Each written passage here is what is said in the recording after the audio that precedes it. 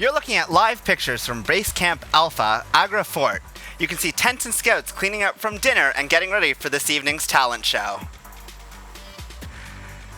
Good evening, everyone, and thank you so much for joining us. I'm Keegan Eatman from Scouts Canada. And I'm Willie Shao from the Boy Scouts of America.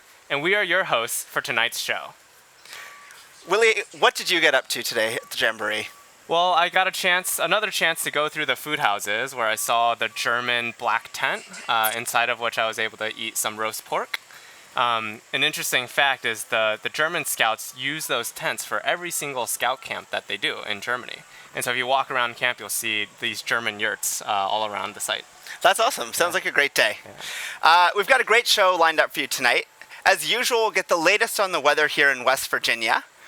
And we'll be joined by the Secretary General of the World Organization of the Scout Movement, Atkad Alandawi.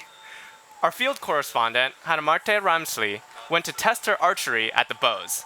We take a trip to Brazil at one of the wonderful food houses in the Global Development Village. And as always, Keegan will keep us updated on social media. We'll also see scouts try their luck fishing in Goodrich Lake. We've had yet another wonderful day here at the Summit Bechtel Reserve, crossing my fingers that the sun keeps on shining. Let's check in with Jamboree meteorologist Kyle Kipple for the latest update on the weather conditions here at the summit. Cool temperatures, low humidity, and mostly clear skies. That's your forecast for a Saturday night. I'm meteorologist Kyle Kipple. Temperatures in Fahrenheit approaching the 60-degree mark here in southern West Virginia, around 16 degrees Celsius, again under a mostly clear sky. Temperatures will be feeling nice as we head into the rest of the weekend. An infrared satellite, that helps show us where the clouds are currently in the atmosphere, and the majority of those clouds offshore of South and North Carolina there, away from us here at the World Scout Jamboree. And that's thanks to this area of high pressure you can see here that's been holding its grip across the eastern parts of the United States. But as we take a look toward the west, you can see our next storm system that will be marching into our area within the next couple days, and that'll bring an increase in rain chances starting on Tuesday. Now, Sunday's highs approaching 80 degrees Fahrenheit in southern West Virginia, 89 degrees just to the northwest in Charleston, West Virginia, and Celsius around 27 degrees here at the Summit Bechtel Reserve under mostly sunny skies. You see the 3-day outlook and those warming temperatures, 84 degrees on Sunday, cooling just a bit on Monday, 83 degrees Fahrenheit, and 83 degrees on Tuesday as that storm system approaches. We'll see an increase in rain chances as well over as Tuesday approaches. In Celsius, 29 degrees for your Sunday, 28 on Monday and on Tuesday. In the next 7 days, you can see the rain chance as well. Tuesday, Wednesday, and Thursday, rain chances go up, 50% chance on Tuesday. Temperatures staying in the 80s in Fahrenheit and the upper 20s in Celsius, though, for the foreseeable future as we go through the rest of the Jamboree. Before we go, one last look at tonight's forecast. 62 degrees Fahrenheit tonight, calm wind, 17 degrees Celsius, with just a slight chance of rain under mostly clear conditions. Back to you.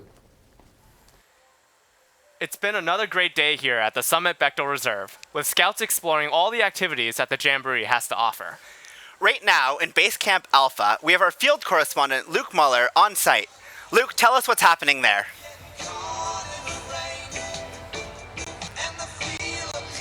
Good evening, World Scout Jamboree. I'm here at the Base Camp A and B stage, where they're about to start their Traditions event, a somewhat of a talent show where a bunch of scouts from different contingents will be here to show what they've got.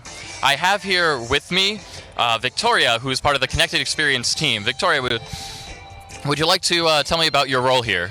Yeah, so what we're doing every night is we're putting on different programs trying to get people to connect to each other, because a lot of people are from different areas or they speak different languages, they have different cultures, and so we're trying to get them to make friendships that'll last beyond this World Jamboree. So we have different activities like board games and athletics and different things to do every night so that hopefully they could really make those friendships and experience Jamboree. Yeah.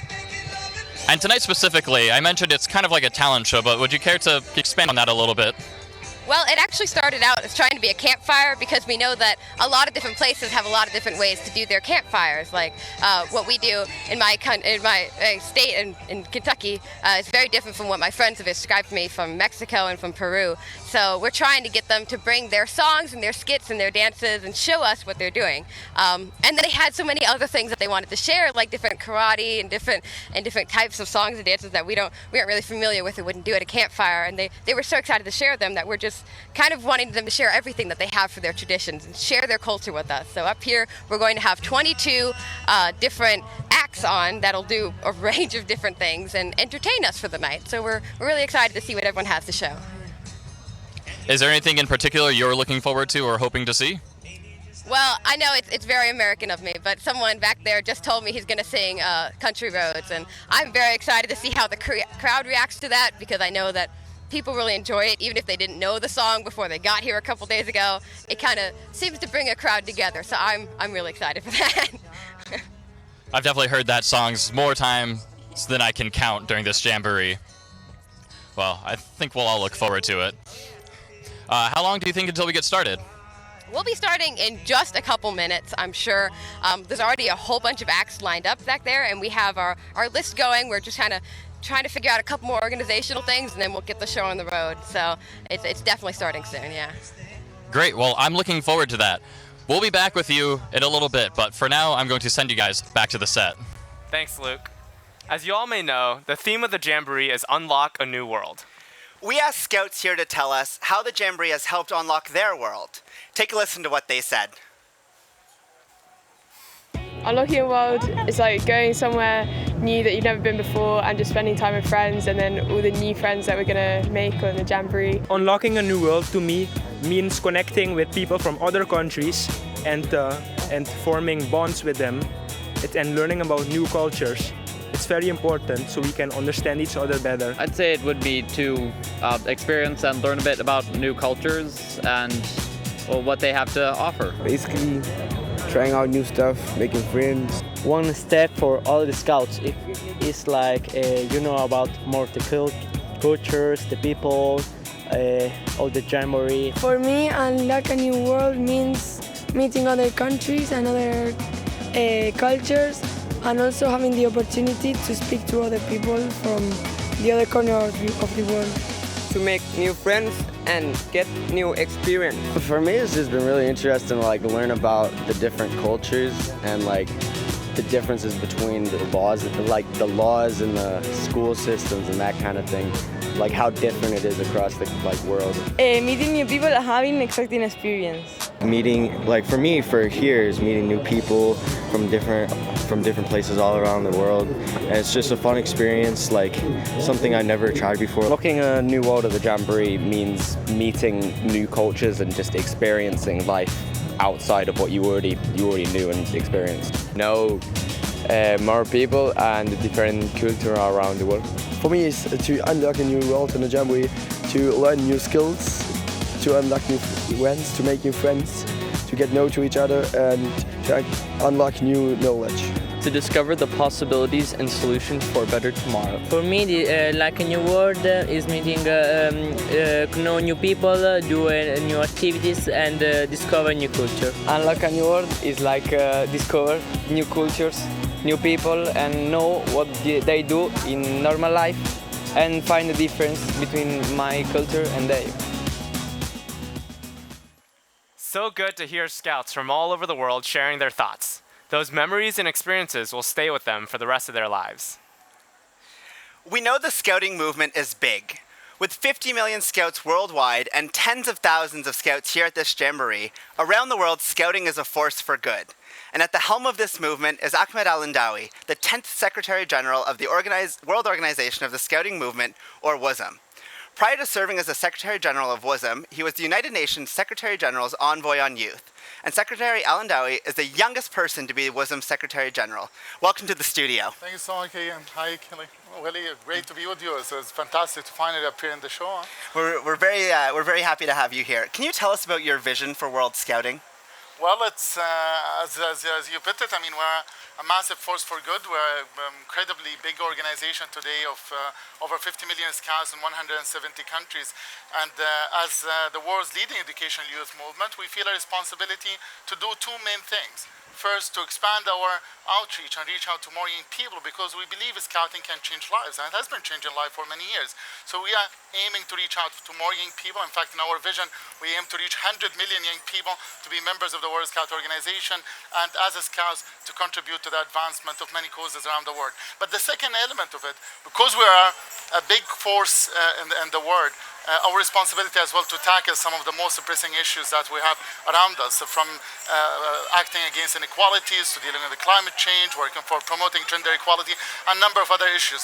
Here at the Jamboree, we bring all of these issues to one place, all young people together, and try to experiment how the next 4 years are going to look like, what issues we need to focus on, and young people have been reacting so positively to a number of initiatives that we have launched over the past years. It's very true. So growing Scouting to 100 million of a force for good must keep you pretty busy. Can you tell me what a day as the Secretary General of World Scouting is like? That's interesting. I mean, a day, not during the Jamboree, because our days during the Jamboree, they're so eventful. I mean, a normal day would be very much focusing on running the operations of the organization, but at the same time reaching out to a National Scout organization. You know, we're a membership organization, so we have 170 National Scout organization. We always try to look after their needs, to see how we can support them, how we can be their partner and reaching out to more young people. But also, as I said, we're a part of this world, so there are huge demand in the world organization of the Scout movement from so many partners, really for us to be part of contributing to addressing some of the serious issues facing our planet. So trying to balance the time between dealing with the office work, dealing with the outreach work, dealing with issues that matter. So we're done all the time trying to look ahead and see what is the next big thing where we can be of value for. Again, having an organization that's over 100 years old is a big responsibility. As I always say, you don't inherit this. You just borrow it and you pass it on to the next generation. So my hope is that we'll be able to pass on the Scouting to more young people in a more dynamic way, tackling and connecting with the issues that matters around us. That's awesome. That sounds like a very busy but important schedule to keep. So obviously, you, as part of a force for good, Scouts are always working on the goals for sustainability. Yeah. So can you tell me what some of those goals that Scouts are working on are and what they're doing to help empower their community? So you have in the Sustainable Development Goals, the 17 goals that have been agreed by all world leaders. As Scouting, of course, we subscribe to them, and we feel we have been contributing to that even before the adoption of the SDGs. But in terms of these 17 goals, we care a lot about all of them, in fact, but we care so much about the goal related to education and goal 4, because we are part of delivering non-formal education for young people, building leadership skills, building their capacities, and allowing them to contribute to the development of their themselves, but of their countries as well. We care so much about goal number 5. We have opted for gender equality. Scouts are he for she, and we have a big mobilization for promoting gender equality. We tackle so much gender issues related to environment. Goal number 13 is another one that matters to us, related to climate change. And you know, like the question of sustainability and tackling issues related to environmental issues is so dear to Scouting. I mean, as you see, we and nature are coming together all the time, and Scouting is conducting in nature, so we care so much about that.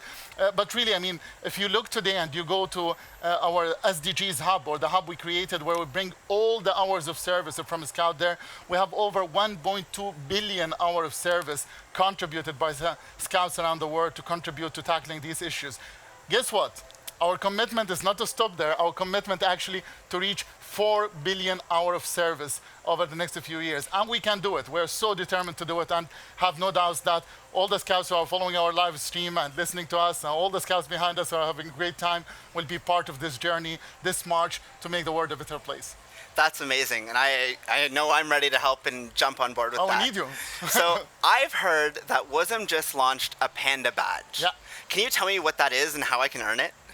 Well, the details how you can earn it, you'll find it online. But let me tell you why it's important. The Panda Badge is a long collaboration we had with WWF, as a leading organization that caring about the environment. And we have collaborated with them for so many years. Now we think it's time to step it up and to bring the Panda Badge to more young people who would care about the environment, and they would do contributions to protect the environment. So that comes actually not as a standalone initiative, because it's in the framework of number of other things we're doing. Now we have a new environmental program that's about to be launched.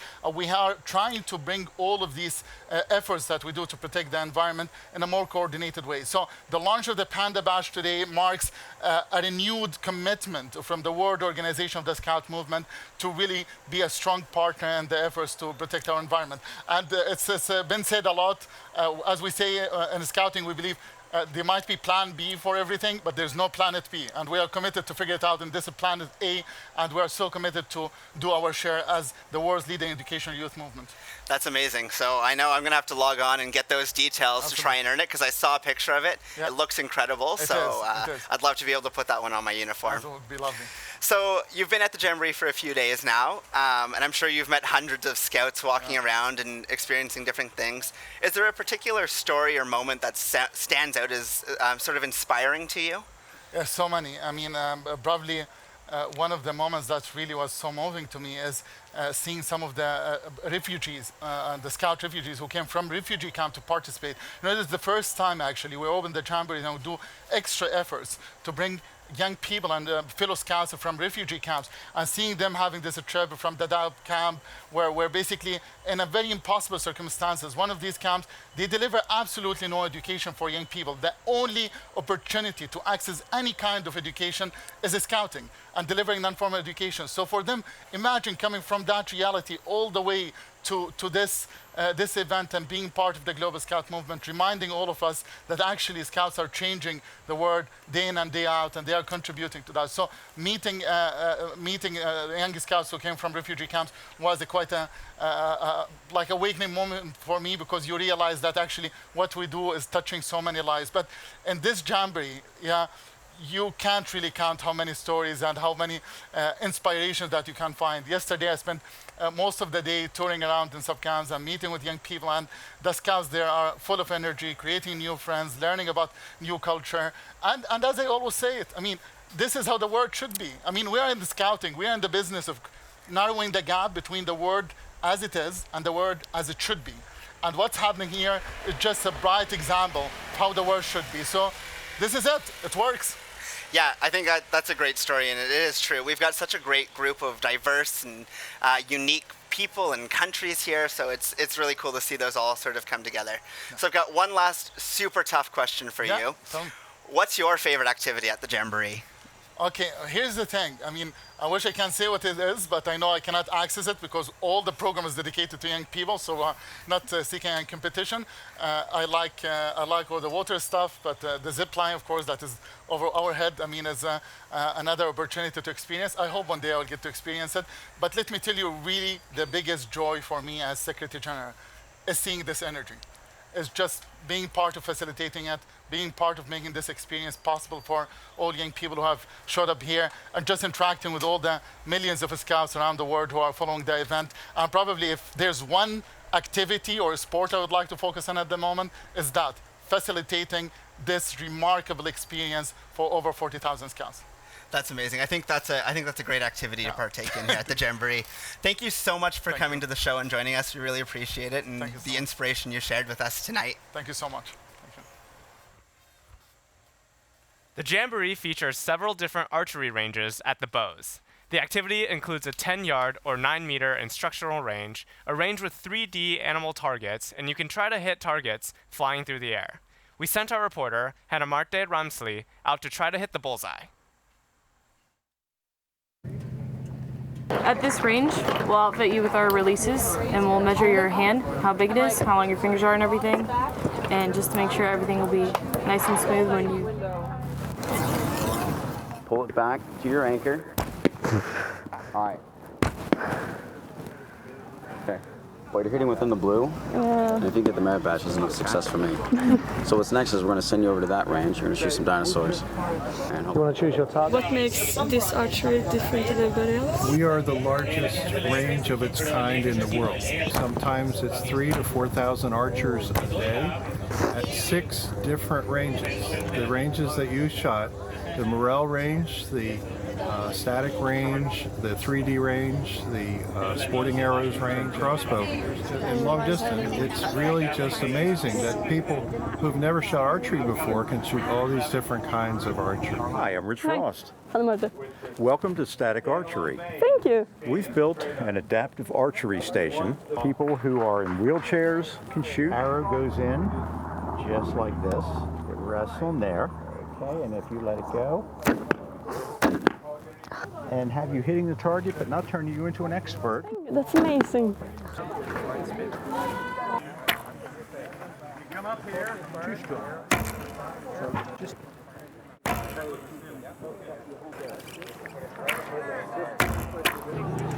So you only shoot at the target that comes out of your machine. Fikk beskjed jeg ikke måtte det? Du må det.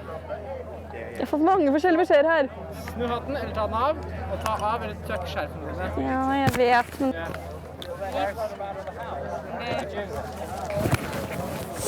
It's messed up, man.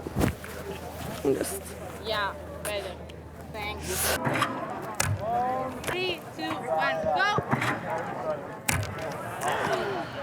2, 1, go!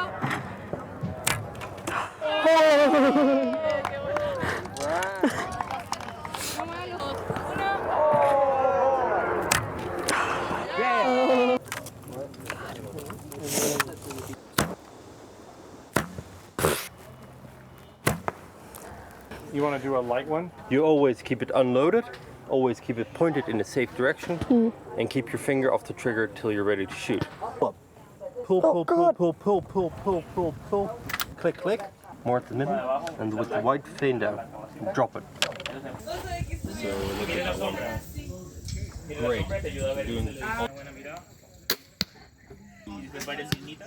Retrieve your arrows. You're gonna have your leg next to the target, because if you yank them out, they go up with quite a bit of force.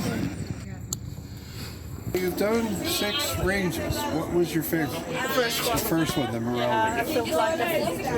Well, for having done 6 ranges, I want to present you with a I shot all the ranges patch that we give everyone. Wow, there's more going on at the bows than I thought. We got to go there sometime. That would be great. But now, time for your favorite subject, food.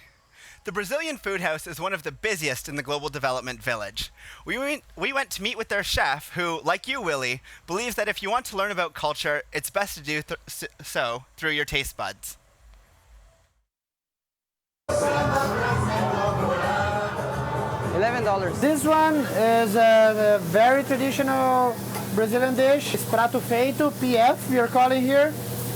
It's pretty much black beans, fries, white rice, and yeah, and this, see? Like a large chunk of beef and all of that. And people love it because it's a very good lunch. It's a very big lunch.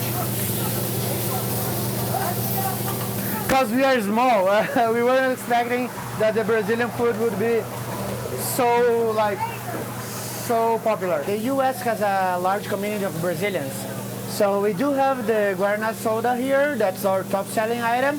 And the other thing, we kind of had to adapt to it. Most of all, I want people to recognize that Brazilian people are cheerful, are happy, and have good food. Meeting new people. Right here in the food house, because I'm just living in the food house area. I met people from, I met people from Germany, from Holland, from Canada, and it's a very good thing in the Scouts, you know, because you just have friends all over the world. Oh yeah, they definitely need to try some foods at the food house, because you can taste all the cultures, you know. You're trying the food. I get hungry just by looking at that food. It looks delicious. The juicy meat looks amazing. I'm told that if you want to get some of that, you should go early because they will run out relatively quickly in the morning. Yeah, we didn't get a chance to get to Brazil quite yet, but I mean, the two we hit, Germany and Canada, have been great so far. So we need to get there because that just looked perfect. Yesterday saw social media flooded with your posts about the Jamboree's Cultural Celebration Day, as well as our Unity show. From the looks of your posts and our show last night, you all seem to be having an epic time. We hope you weren't too busy posting and were able to absorb everything that was going on around the Jamboree. Yesterday, we hope you made memories that will last you a lifetime. Part of the amazing sights around the Jamboree yesterday were the troop gateways. These are always a big feature of World Scout Jamborees. The 23rd World Scout Jamboree in Japan brought us everything from giant cows to Rubik's Cubes, castles to flags spanning over 12 feet. This time around, troops have impressed again. You've brought banners and flags, some even incorporating them into their gateways by making arches and using them as signs. Other troops have gone all out, making amazing constructions and contraptions to show off their culture and skills.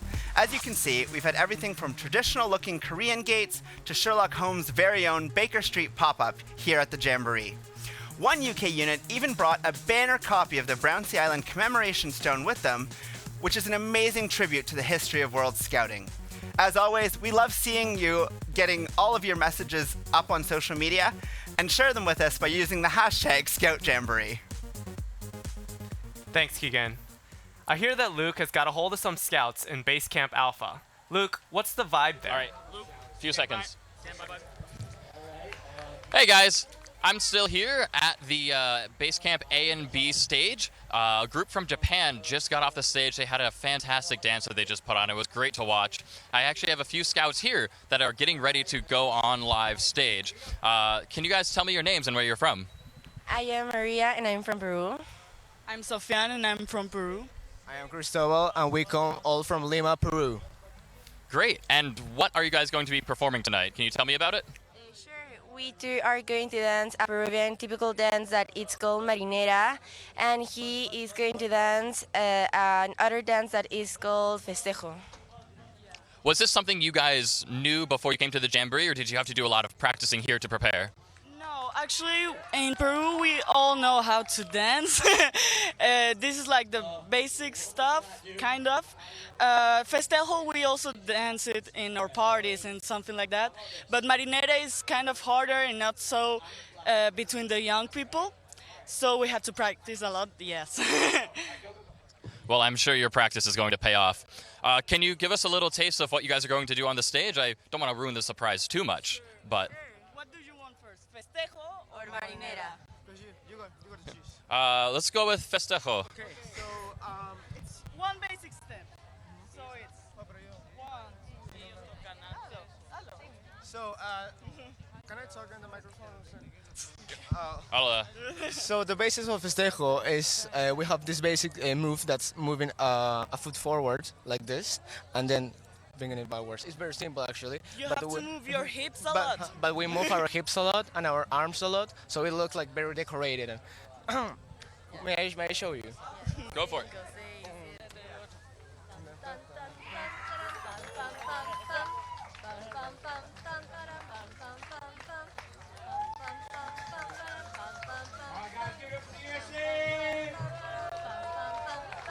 All right. That's great. All right, I'd love to see the other one, but I don't think we have enough time for that, so I'll catch you guys when you're up on stage. That looked great, though, and I'm very excited to see you guys with everyone else. So, thank you so much for showing us. It was great talking to you. I don't think I could ever be that coordinated. I should really learn how to dance. I'll send it back over to you guys at the set. Luke, I don't think we're that coordinated either, so we're definitely going to have to get a lesson. Here at the Jamboree, Scouts have been trying lots of amazing things. Have you ever thought about trying out fishing? We went to Goodrich Lake where they offer instructions and some pretty impressive catches. Whoa! So the point of fly fishing is we're taking our lures and acting like they're insects, throwing the line out there onto the top of the water so that the fish will come up and bite it. I'm Lisa Morse. I'm from South Florida with the International Game Fish Association. The IGFA is a nonprofit organization dedicated to the conservation of game fish. Well, one of the things that IGFA does is recognize angling greats, so accomplishments in the field of angling. So for example, we have the Fishing Hall of Fame, and actually Lord Baden-Powell is one of our Hall of Fame inductees. Whoa, whoa, whoa! Hello, hello! That's good. Alright, goes up Snapchat. Oh, wait. I'm Diego for Puerto Rico. Well, I like fishing because it's peaceful and you can sort of like reflect about what you're doing today and think, and it's just peaceful, and that's why I like fishing. Some pretty impressive catches there. You know, Willie, I heard someone caught a fish this big. Was that you? Well, no, but it was a scout. Go down there and try your luck. The fishing activity is located close to the AT&T Summit Stadium on Goodrich Lake. Before we say goodbye, let's check in with our Jamboree meteorologist, Kyle Kipple, to see what the weather will be like for tomorrow. Willie and Keegan, a great night at the Jamboree is expected. Temperatures cooling to around 62 degrees Fahrenheit, around 17 degrees Celsius. Wind will be calm and skies mostly clear. A cloud or two is likely, and with only a slight chance of rain, around 10%. Those rain chances will be going up early this week, however. High pressure has been the dominant weather feature over the past couple days, but we're keeping an eye toward our next storm system. That's going to be a cold front swooping through the central portion of the United States. That will move into West Virginia over the next couple days. Take a look at the week ahead. You can see those rain chances. Those will be increasing on Tuesday, around 50% chance of rain, and the rain likely to continue on Wednesday and Thursday in pockets here and there. Temperatures warm, sticking in the 80s Fahrenheit and staying in the upper 20s Celsius. Thanks, Kyle. That's it for tonight. Don't forget to watch us tomorrow evening at 7 p.m.